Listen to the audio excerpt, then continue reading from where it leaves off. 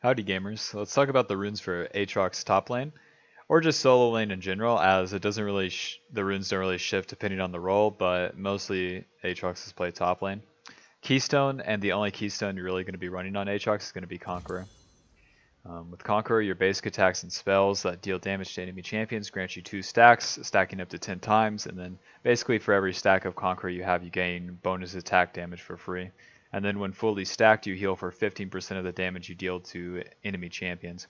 Conqueror is like one of the highest synergy runes for like any champion in the game for Aatrox, as Aatrox, his entire kit is just dealing damage and then healing while dealing that damage. And that's exactly what Conqueror does. Anytime you're fighting in lane, every single proc of your anytime you land an instance of your Q, it's going to give you 2 stacks. So it's very easy to build up, especially if you're landing absolutely everything. And then once it's built up, Aatrox's first combo is usually used for like your initial trade, and then your second combo is usually used for like an all-in. So you build it up completely, and then if the enemy persists and continues to fight you, your second rotation of your Q is going to be healing for more and then also just dealing more damage. So it's a pretty, it's like one of the highest synergy runes again for like any champion in the game, but then the way that it builds up is so easy for Aatrox and so natural. It's just everything that your kit's doing already is just hitting the enemy and then dealing more damage because of it. And team fights as well, the extra healing is actually, so long that you're landing your Q on multiple enemies, the healing is going to be really, really significant. So if you can start out a team fight by building up Conqueror on one target, and then initiating on the entire enemy team with, let's say, the second or third instance of Aatrox Q, that's how you're going to get the most value and how you should be looking to use it. But in terms of trading in the laning phase, it's kind of natural. Like I said, you're just damaging them anyways. It's kind of anti-synergistic early as your Q's on a longer cooldown, but come level 9 and then once you have a little bit of CDR, then you're going to be able to get your second rotation of your Q off, and then obviously be able to make use of the healing of the Conqueror proc. But whenever you're trading in lane, the bonus AD granted is going to be giving you more healing regardless because of Aatrox's passive.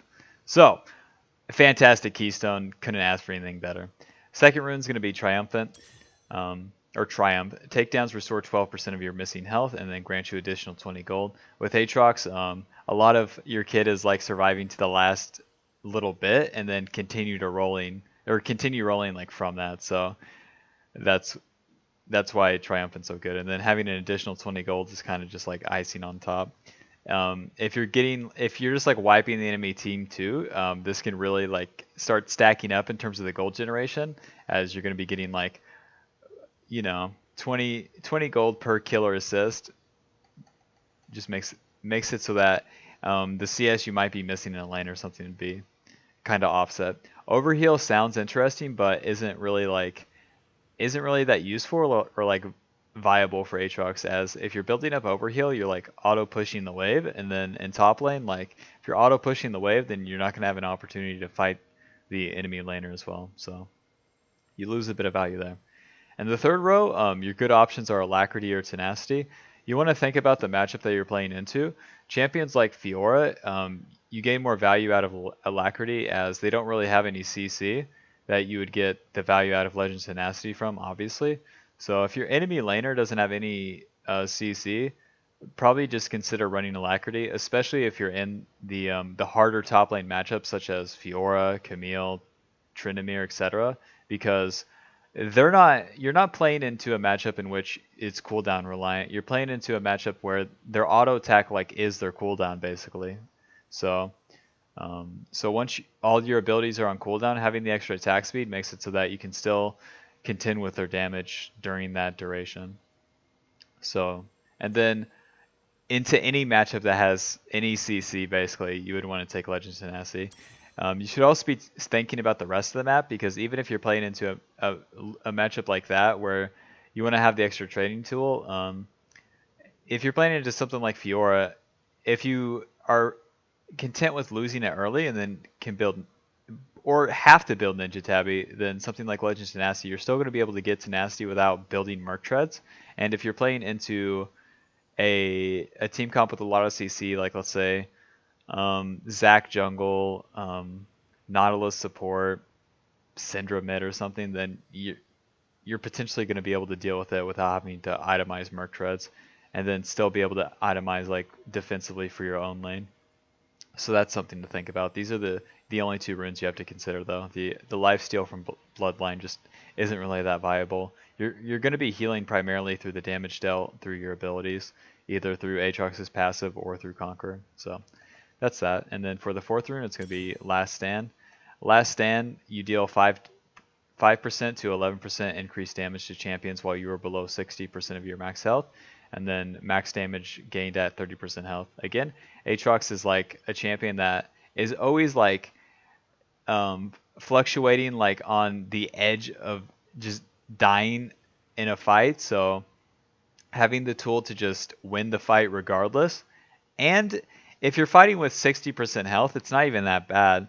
Like, you're still pretty healthy as Aatrox, so the extra damage gained from this, especially in team fights, is so much stronger because you can tank a good amount. Like, you can tank 40% of your HP away, like just approaching in a fight, building up to your third Q, and then whenever you slam dunk the entire enemy team with that third Q, it's going to be dealing more damage, and then you're going to heal back anyways. So great rune.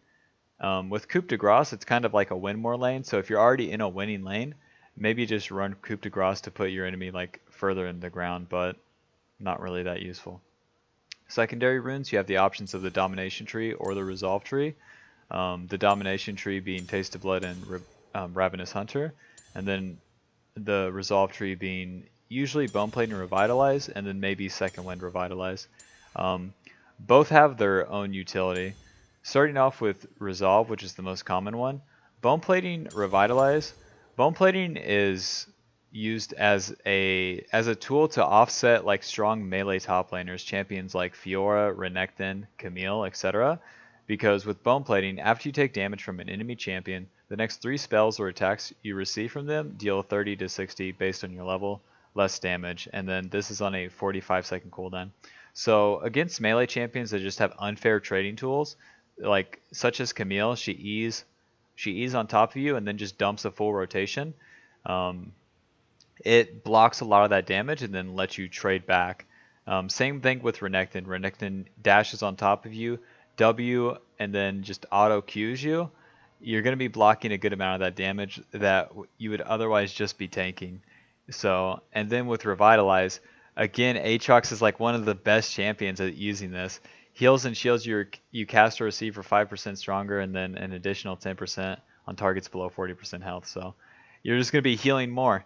It's just like as simple as that. And every instance of damage you deal on Aatrox is going to be healing you. So a fantastic rune.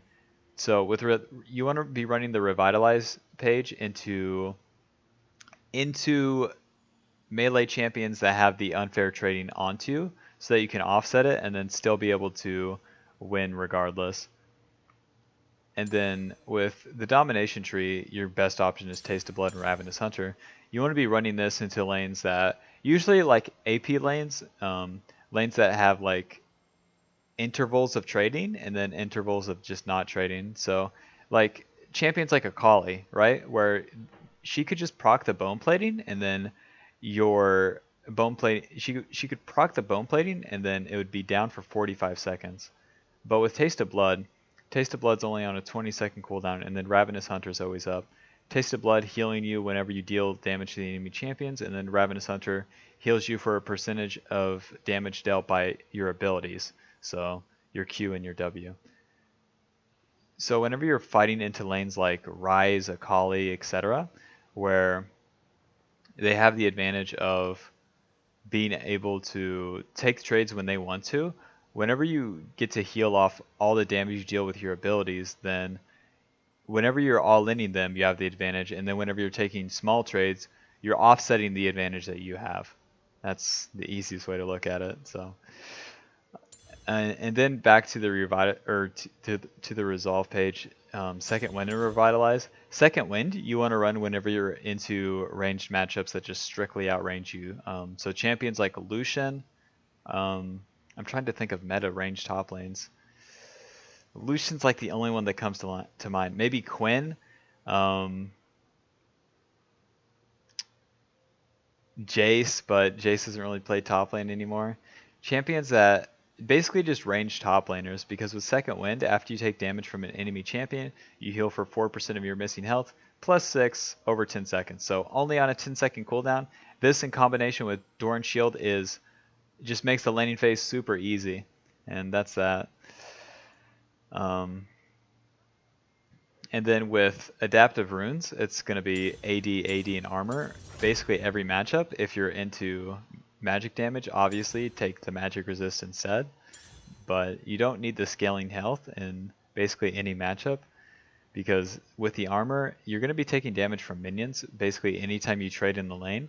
And then with the armor, any melee matchup, Fiora, Renekton, etc., you're just going to be offsetting the damage that they're dealing. It's pretty important to have the double adaptive force, as Aatrox is reliant on the damage that he deals healing him. So that's that.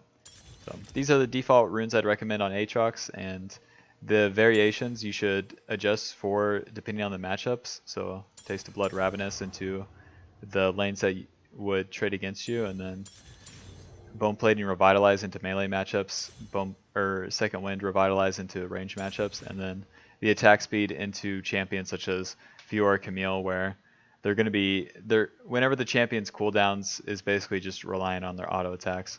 So that's the runes for Aatrox. If you have any questions, leave them in the comments. I answer literally all of them. And if this video helped you, leaving a like on the video helps me.